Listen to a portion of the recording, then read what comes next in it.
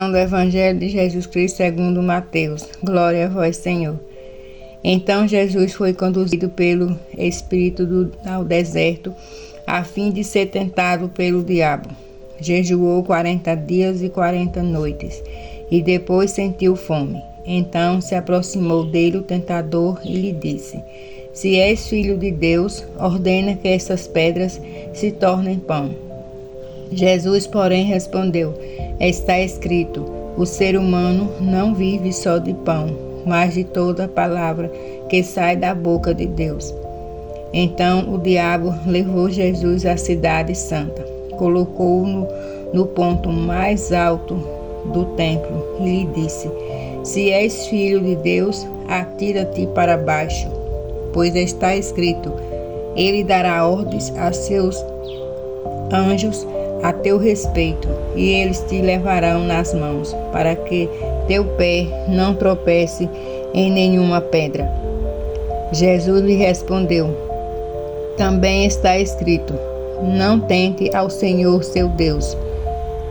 De novo, o diabo levou Jesus a um monte muito alto e lhe mostrou todos os reinos do mundo e a grandiosidade deles.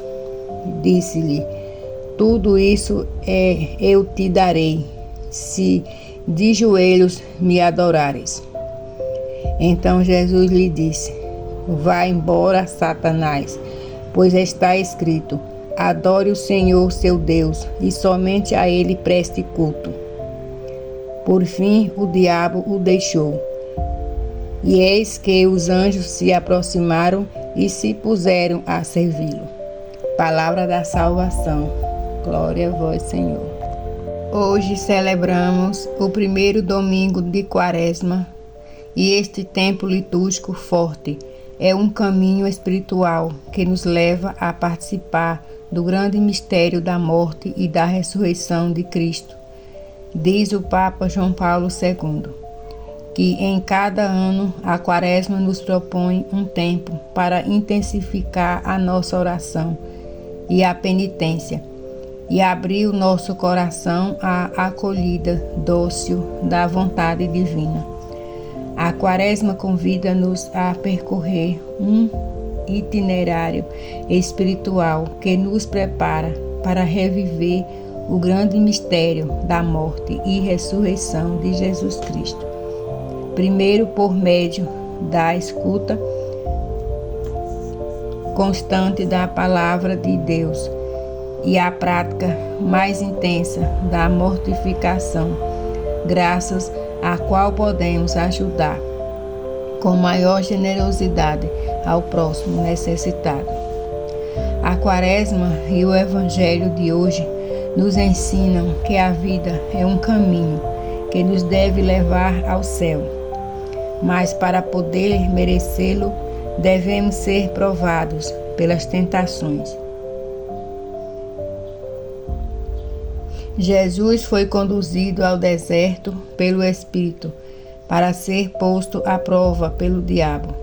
Jesus quis ensinar-nos, ao permitir ser tentado, como devemos lutar e vencer as nossas tentações com a confiança em Deus e a oração, com a graça divina e a fortaleza. As tentações podem se descrever como os inimigos da alma. Em concreto, resumem-se e concretam-se em 3 aspectos. À primeira vista, o mundo manda que estas pedras se transformem em pães. Supõe viver só para possuir bens. À segunda vista, o demônio: se caíres de joelhos para me adorar, manifesta-se na ambição de poder.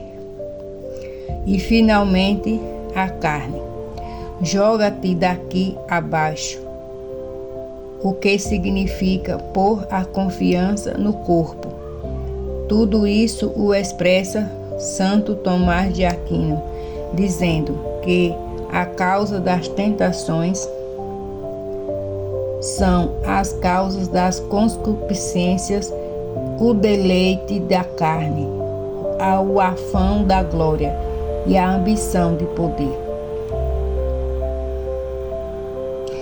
Essa foi a reflexão do Evangelho de hoje. Vou estar lendo também o nome dos santos.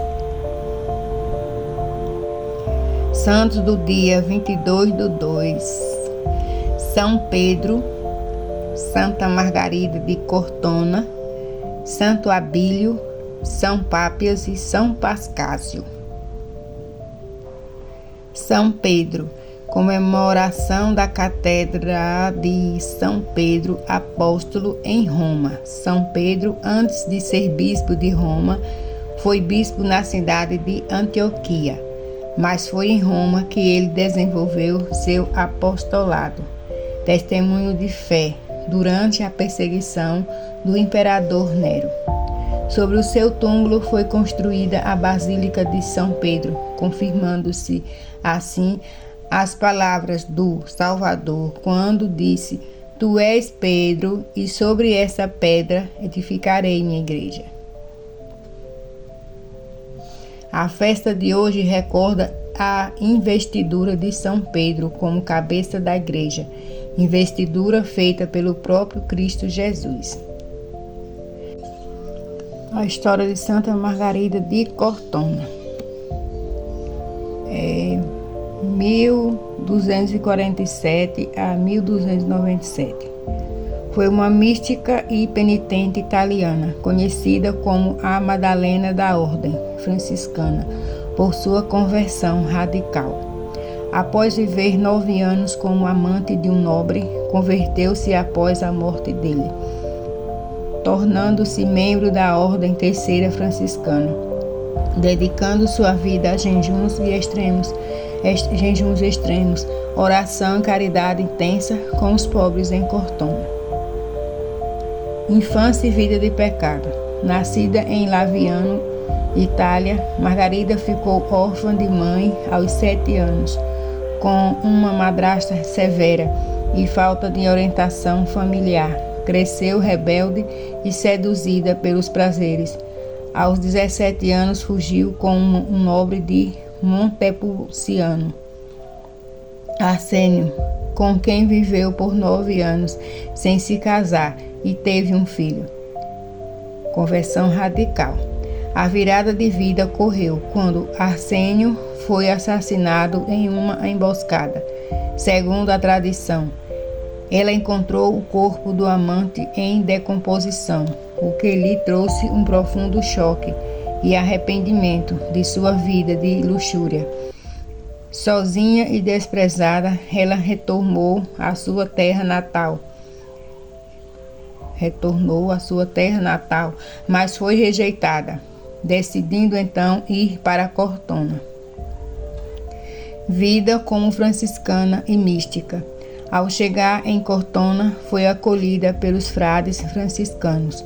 Passou 3 anos em um período de provação e penitência rigorosa. Ingressou na Ordem Terceira Franciscana, onde viveu uma vida de pobreza extrema, oração contínua e mortificação, buscando reparar os erros do passado. Caridade. Fundou a Canfroria de Santa Maria da Misericórdia, um hospital para cuidar de doentes, pobres e desabrigados. Mistíssimos. Teve visões de Jesus e do seu anjo da guarda, focando sua espiritualidade na paixão de Cristo. Morte e canonização. Santa Margarida faleceu em 22 de fevereiro de 1297, em Cortona, onde seu corpo é venerado até hoje. Foi canonizada pelo Papa Bento XIII, em 16 de maio de 1728.